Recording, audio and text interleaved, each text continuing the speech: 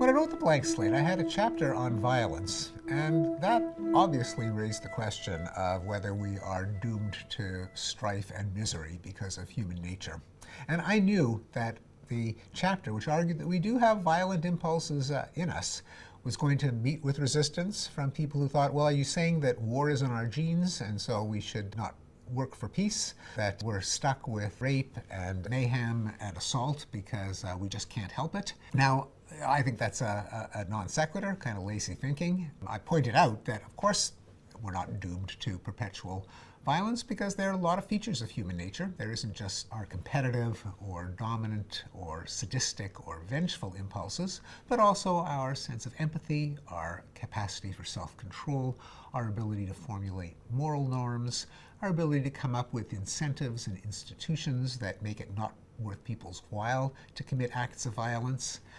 And I also noted in that chapter, well, you can't really have a debate on whether we are pinned to a particular level of violence because of our genes or our evolutionary history.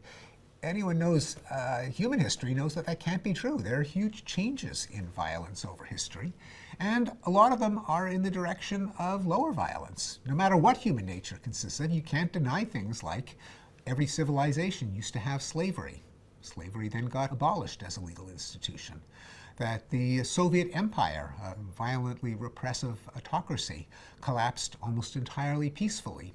And I threw in a fact that I had come across, to my own astonishment, from a political scientist named Ted Robert Gore, where he scoured the historical records for estimates of homicide rates in English villages and towns over many centuries from the historical archives. People are always interested in homicide, partly because the king could send out his agent and get compensation from the family of the perpetrators. And so the records go back.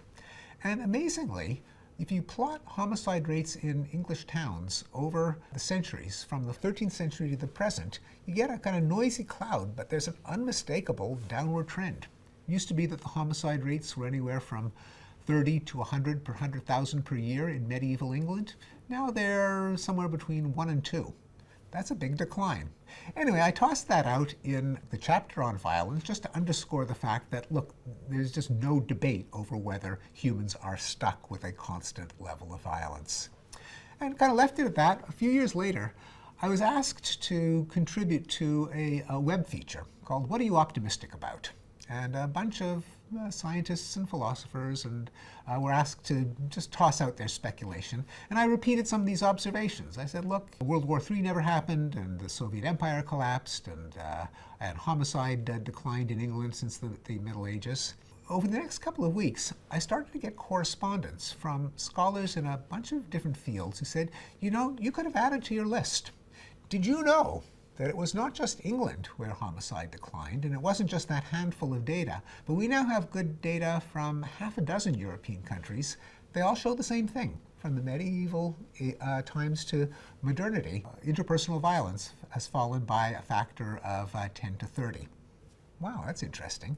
Someone else wrote and said, did you know that since the end of World War II, rates of war have gone down? Now, it's easy to miss because they haven't gone down to zero, and we all remember terrible wars like Vietnam. But if you actually plot the number of people killed per year in wars, it's kind of a roller coaster, but with a huge downward slope. We're living in a particularly peaceful time.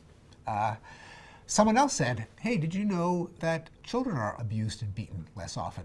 Rates of physical abuse are down, rates of sexual abuse are down. Someone else wrote and said, did you know that rates of domestic violence are down? That is, the beating and killing of wives and girlfriends. Well, as I started to sit on all of these sources of data from these diverse scholars who didn't know of each other's existence, and they all seemed to point in the same direction, I thought, hey, there's a pattern going on here, and almost no one knows about it. Partly because academics are in their separate silos, so the pattern was not noticed by anyone. Partly because our intuitions about society are driven by vivid images and anecdotes. This is a feature of human cognition discovered by Amos Tversky and Daniel Kahneman called the availability bias. An available image, an available anecdote is worth a zillion statistics. We read about a killing, we think that crime is up. We read about a war, we think the world is in flames. When you actually plot the data, so you take into account all the people who aren't murdered by their spouses, all the countries that are in boring peace, that never get reported in the papers, all the cities that don't get shot up by terrorists, then you get a very different picture. And I thought, well, we got to make sense of this. For one thing, people should just know about these data that I was lucky enough to have sent to me. And also, what a great challenge for a scholar of human nature, for someone interested in human behavior in all of its variety. First of all, how come our ancestors were so violent? Hate to interrupt. Wouldn't you prefer uninterrupted indulgence? Head to findqualia.com to access the entire series by the genius Steven Pinker, completely ad-free. Second of all, how do they manage to tame it? How did we manage to get all those curves to keep going down? That led to my book, The Better Angels of Our Nature, Why Violence Has Declined. A title that I stole from Abraham Lincoln, which captures the key idea in psychology that human nature is complex. We have different angels and demons, even though some of us impel us to violence, others can tame that violence. So I discussed 6 different historical declines of violence. I didn't think they didn't happen at the same time. They didn't happen in the same places. They didn't happen for the same reasons. None of them are linear or even monotonic, that is, always going down. There are always lurches and blips. Sometimes there are horrific reversals, like the 2 world wars. But it's a phenomenon that, at least working back from the present, you see in many kinds of violence and all over the world. There was the decline in personal violence from medieval times to the present, which I call the civilizing process, after the great sociologist Norbert Elias. There was the humanitarian revolution of the Enlightenment, the abolition of cruel and unusual punishment, like burning at the stake and breaking on the wheel and being torn apart by horses and being clawed by iron hooks, which all got abolished within a 50-year period. There was the long peace, the fact that the great powers, the 800-pound gorillas on the world stage, no longer fight each other the way they did for centuries, and that World War III never happened. Indeed, rich countries don't fight each other. It used to be the rich countries that were at each other's throats, and because they were rich, they could afford big, powerful, destructive armies. War has declined so that it's more the poor countries where it's still a problem, but even there it's declining, and I called that phenomenon the new peace. Finally, there are the rights revolutions, the decline of violence against racial minorities, such as the decline of slavery and lynching and hate crimes and Jim Crow laws, the women's rights revolution and the decline of rape and battering, and yes, they really have declined if you measure them. The children's rights revolution, the decline of corporal punishment like spanking and of child abuse, again, the data show that they've come down. Even the decline of violence against gay people, laws that criminalize homosexuality and hate crimes against gays. We're beginning on an animal rights revolution where cruelty to animals is in decline. Humane methods of farming, regulations of research with animals, decline of blood sports like cockfighting and bullfighting. Then, of course, as a psychologist, I had to make sense of it. I'm kind of see human nature as my problem, and how did this seeming miracle or miracles take place? Well, they're not miracles. They come about because of our institutions, our norms, our laws, that try to bring out the better angels of our nature and give them the upper hand over our inner demons, like our desire for revenge and dominance and exploitation.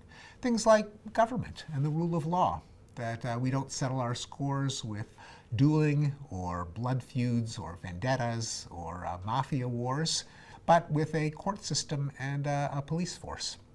Institutions like literacy, which make the inner lives of other people come alive through fiction, through journalism, through narrative, like education, that warns us against the disasters that leaders have led their countries into.